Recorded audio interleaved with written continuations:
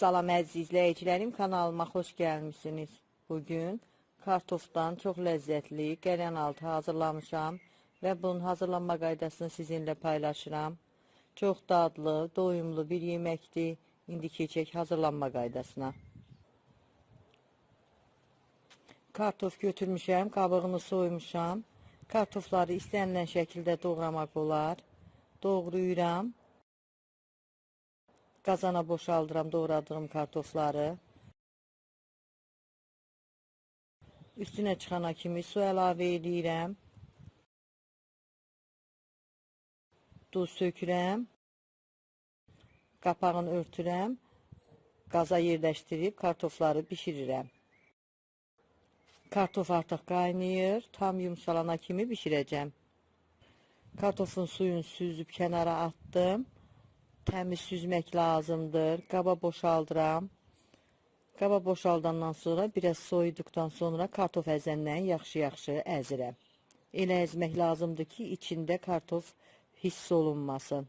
Kartofu əzəndən sonra bir hissəsini ayırıb başqa bir qaba qoyuram. İçlik hazırlayacağım. Qalan hissəsi isə un qatıb xəmir hazırlayacağım. İçliyə qatmaq üçün yaşlı soğanı xırda-xırda doğrayıram. Şüyüdü xırda-xırda doğrayıram. Keşnişi də xırda-xırda doğrayıram. Doğradığım göyərtilərdə kartofun üzərinə əlavə edirəm. 2 yemək qaşığı qədər süzgəcdən keçirdiyim Holland pendirini əlavə edirəm. İstiyot səpirəm. Kartofu bişirəndə duz əlavə etdiyim üçün duz əlavə eləmirəm. Pendirində öz duzu var. Yaxşı-yaxşı qarışdırıram. İçliyim artıq hazırdır. Tam soymuş kartofun üzərinə bir ədəd sındırdığım yumurtanı əlavə edirəm. İstiyot səpirəm. 1 stəkan un tökürəm. Çay qaşığının 1/3 qədər qabartma tozu əlavə edirəm. Kartofu bişirəndə duz atdığım üçün duz əlavə eləmirəm.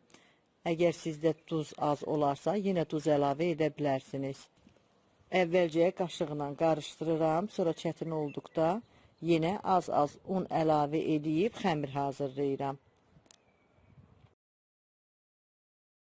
Kartoflu xəmir üçün 2 stəkan un istifadə elədim. Stəkan ölçüsü 200 ml-dir. Kartoflu xəmiri gözlətmədən un səpdiyim masanın üstünə yerləşdirirəm. Üstünə də un səpib yayıb açıram. Yayıb açdıqdan sonra belə bir alətlə doğrayıram hamısını.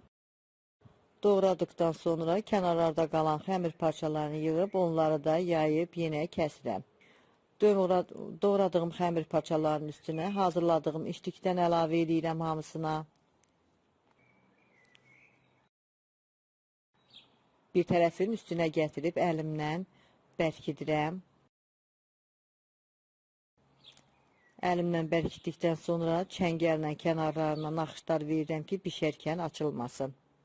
Hamısını eyni qaydada hazırlayıram. Tavaya duru yağ töymüşəm. Yağ qızmar olandan sonra hazırladığım qəlyan altıları düzürəm. Bir üzü qızarandan sonra çevirirəm. O biri üzünü də bişirib qızardıram. Hər iki üzünü yaxşı-yaxşı qızardıb salfet saldığım qabın içərisinə çıxardıram ki, yağını bıraxsın. Hamısını eyni qaydada bişirib götürürəm. Çox dadlı, ləzzətli bir qəlyan altı alındı. Piraşki dadında qəlyan altıdır. Çox yaxşı da bişib.